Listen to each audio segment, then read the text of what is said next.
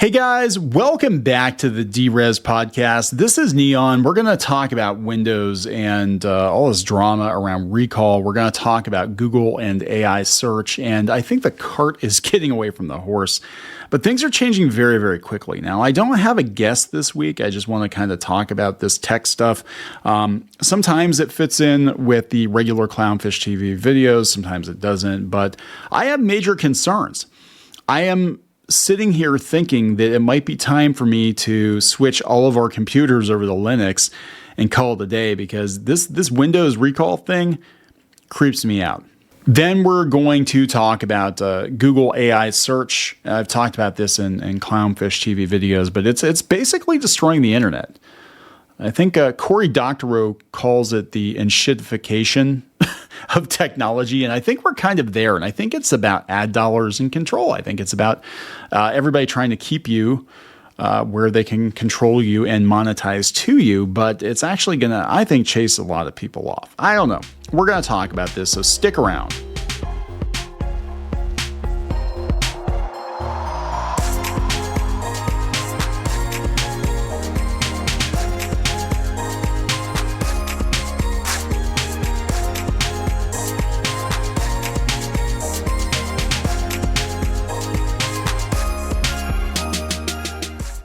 All right, guys, welcome back. We're going to talk about Windows PC and this recall feature, which was announced a couple of days ago by their CEO. And basically, as I understand it, Windows, or at least Windows 11 with Copilot, is going to take multiple screenshots of your desktop, your activity, to do what exactly? So you can roll back your desktop or look for things, whatever. But where's that data going? A lot of people said it's a security nightmare. People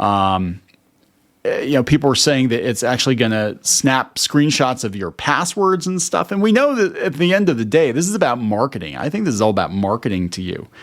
I think it's about, seeing what you're doing, what you're up to, what you're searching for, and they're going to try to market to you. But this is pretty dystopian, guys. And I kind of knew this was going to happen with Windows. I hate Windows 11. I have not switched over to Windows 11. All of our computers here are still on Windows 10, and I'm seriously thinking it might be time to just switch over to Linux, because I'm tired of it. I'm tired of the bloatware. And now they're inserting AI into everything. And I do think there's a place for AI technology, but I don't like it being shoved down my throat. And it's everywhere, and it's happening way too fast. And it's not being used for the good of humanity. It's being used to capture marketing data, in my opinion, and to control people and make sure that they control what you see. Again, in my opinion. But let's listen to this clip from Microsoft's CEO, and he is going to explain what Windows recall is. How do we introduce memory, right? Photographic memory into what you do on the PC. And now we have it. So it's called recall. It's not keyword search, right? It's semantic search over all your history. Whoa. And it's not just... Yeah, that doesn't sound problematic at all. About any document, we can recreate moments from the past, essentially. Here's how it works. Windows constantly takes screenshots of what's on your screen, then uses a generative AI model right on the device, along with the NPU, to process all that data and make it searchable. What? I mean, yeah, I get it if you consent, but it sounds like this is going to be kind of the default, right? This is going to be installed and turned on by default. Even photos. I got to try it out. I searched brown leather bag. It came up in visual search.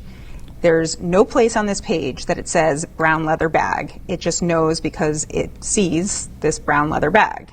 There could be this reaction from some people that this is pretty creepy. Yes, it's incredibly creepy. Microsoft is taking screenshots of everything I do. Yeah, I mean, that's why that it can only do it on the edge, right? So this is like, you have to put two things together.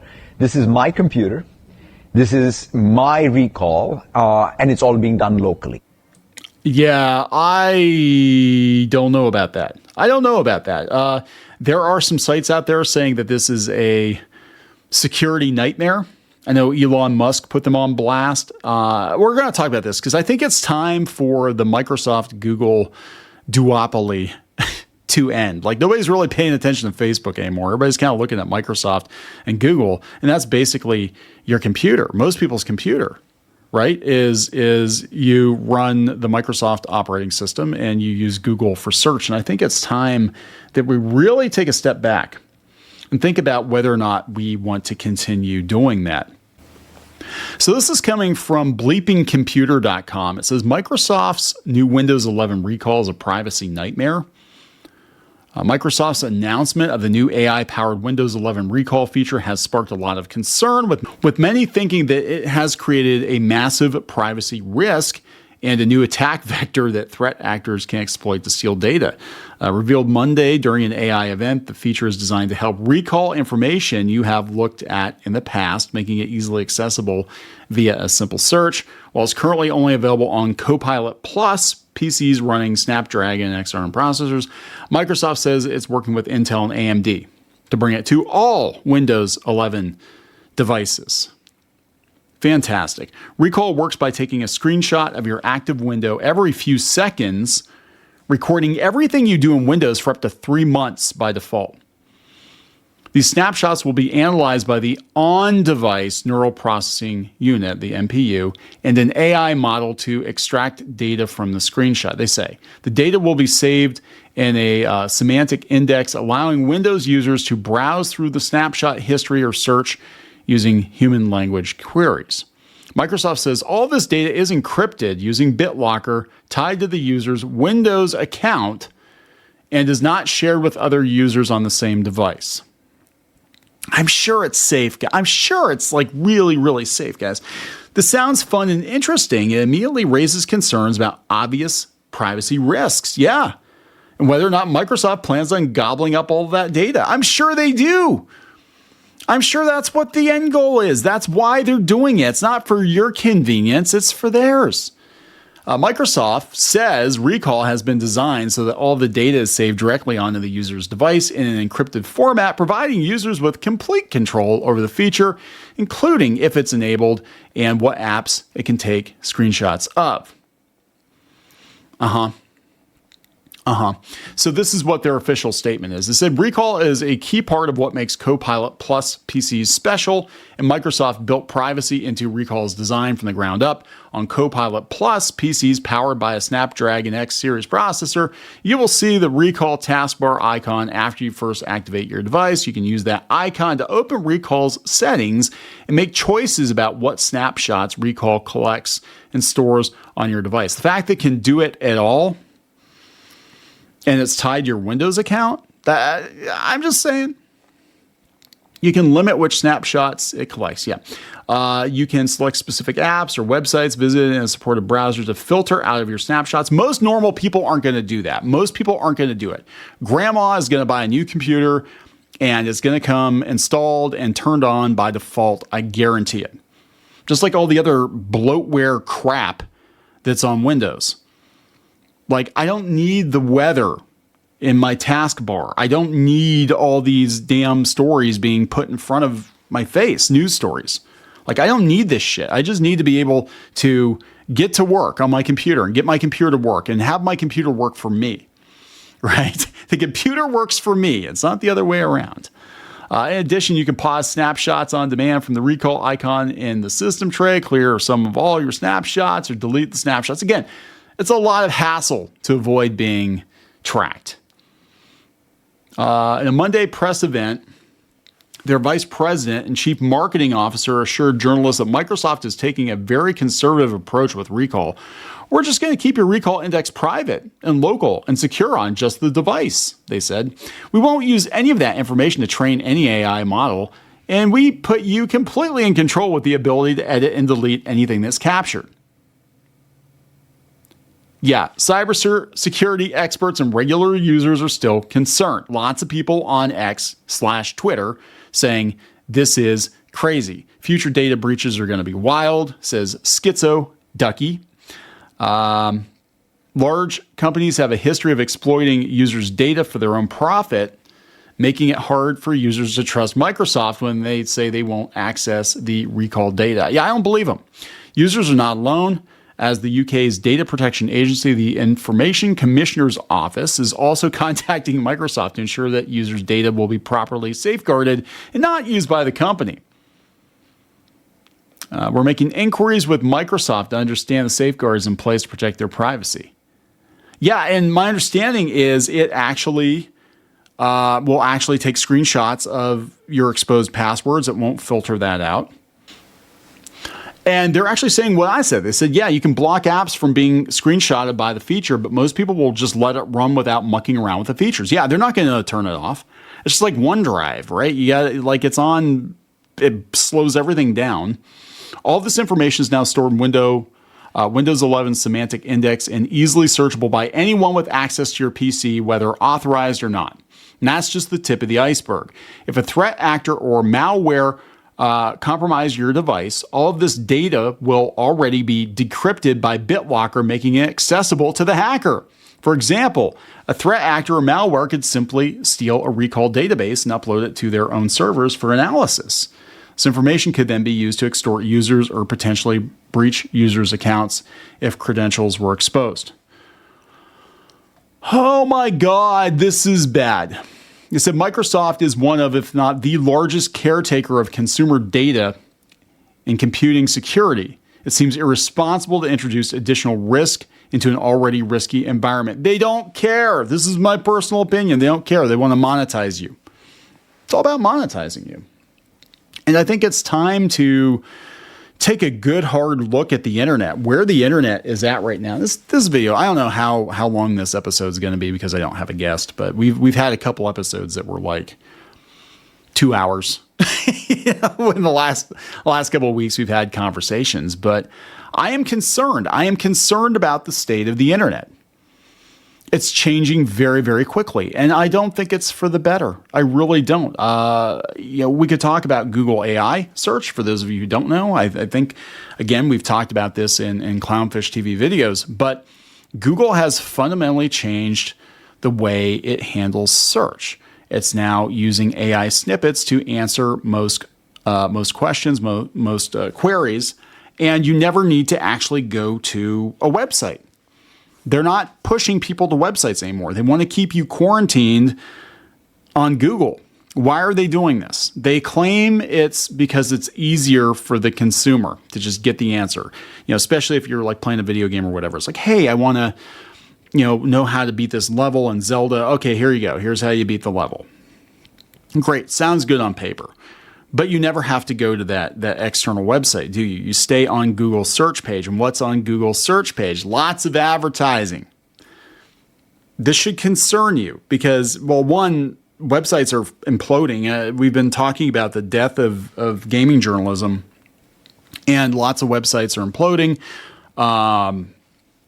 There was a group that just sold all their websites to IGN. I forget which one it was off the top of my head, but they sold a whole cluster of video game sites for dirt cheap to IGN because they don't think there's a future. A lot of these gaming sites have been down like 70%. You can say, hey, that's fantastic. I hate most video game journalists and I hate the news, but I'm like, you don't understand that the free and open web, the internet that we've known for decades, it's ending.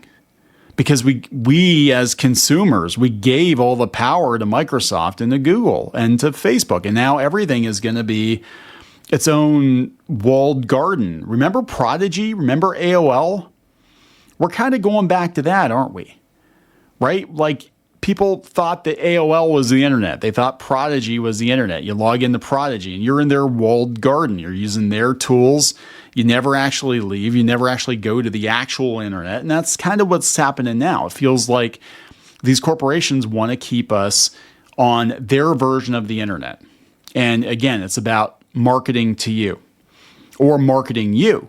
It's either about marketing to you, getting you to buy stuff and finding out what you like or whatever to sell you things, or it's about marketing you, selling your data to somebody else that's going to try to get you to buy stuff.